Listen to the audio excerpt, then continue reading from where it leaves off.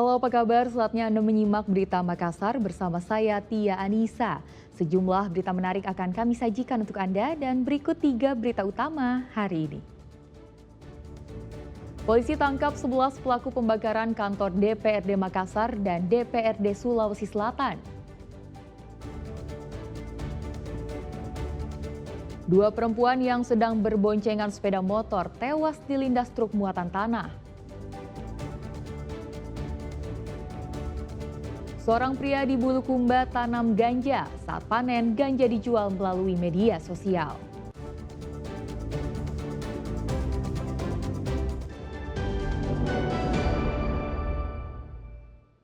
Biasakan pakai helm saat mengendarai sepeda motor, karena kalau tidak, bisa jadi nasib Anda akan seperti 2 perempuan di Maros saat kecelakaan. 2 perempuan yang sedang berboncengan sepeda motor tewas usai kepalanya terlindas truk muatan tanah. Sopir truk sempat kabur karena takut dihakimi massa. Di Mangempang, 2 orang meninggal langsung mati di tempat. 2 perempuan ini seketika tewas di tempat usai terlibat kecelakaan dengan truk tambang bermuatan tanah di Jalan Poros Tanralili, Tompo Bulu, Desa Todopulia, Kecamatan Tanralili, Maros. Kecelakaan maut bermula saat sepeda motor yang dikendarai Sarifah berboncengan dengan Nirma melintas di jalan ini tanpa helm. Saat itu sepeda motor jatuh ke badan jalan, diduga karena Sarifah rem mendadak. Naasnya dari arah berlawanan, truk muatan tanah melaju kencang, sehingga melindas kepala kedua korban yang masih di bawah umur. Sepeda motor korban masuk ke dalam kolong truk hingga ringsek. Sopir truk sempat kabur takut diamuk massa. Kini sang sopir sudah ditangkap oleh polisi untuk dimintai keterangan. Kendaraan roda 2 ini dari arah Tompo Bulu menuju Tanralili. Sesampainya di TKP, kemungkinan merem mendadak, akhirnya jatuh ke kanan, dan kendaraan roda Puso roda 10 melintas dari arah Tanralili menuju Tompo Bulu, sehingga tidak bisa dikendalikan, dia terjadi kecelakaan tadi. Untuk sopirnya sudah diamankan, semua kendaraannya semua diamankan. Setelah dibawa ke rumah sakit, kedua jasad korban diserahkan ke pihak keluarga. Kecelakaan ini bisa menjadi contoh bahaya berkendara sepeda motor tanpa menggunakan helm. Raisa Habu melaporkan dari Kabupaten Maros. Seorang pria di Kabupaten Bone diduga terpeleset dan jatuh ke Sungai Watu hingga tewas. Jasad korban ditemukan setelah tim SAR gabungan melakukan pencarian.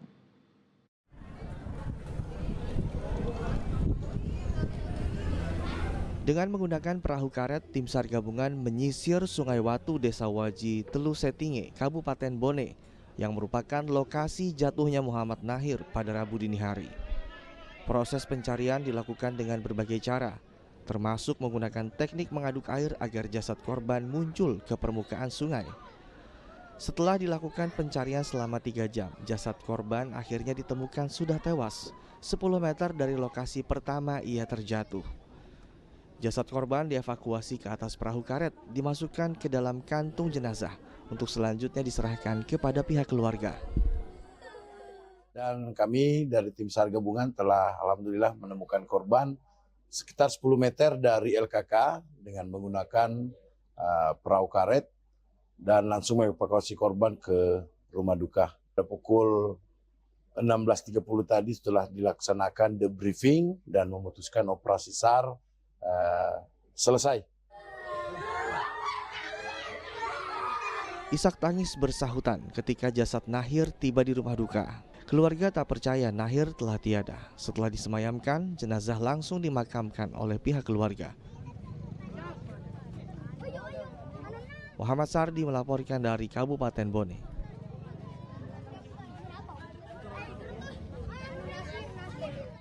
Rumah dan kebun di Kecamatan Kindang Bulukumba digerebek polisi karena dijadikan ladang ganja. Ganja tersebut kerap dijual oleh tersangka melalui media sosial. Satres Narkoba Polres Bulukumba mendatangi rumah dan sebuah kebun di Kecamatan Kindang. Mereka bersenjata lengkap mencari tanaman dan ladang ganja yang diurus oleh pria berinisial WS. Di hamparan kebun ini, polisi akhirnya menemukan pohon ganja siap panen. Polisi juga menemukan adanya tanaman ganja di dalam rumah pelaku yang ditanam di dalam pot. Pohon ganja lalu disita untuk dijadikan barang bukti. Keberadaan ladang ganja berawal dari penangkapan WS di Desa Tacorong, Kecamatan Gantarang pada Selasa dini hari. Penangkapan WS berkat adanya informasi dari masyarakat terkait penjualan ganja melalui media sosial. Sementara lokasi penyimpanan dan ladang ganja milik WS diketahui polisi setelah mereka memeriksa ponsel milik WS.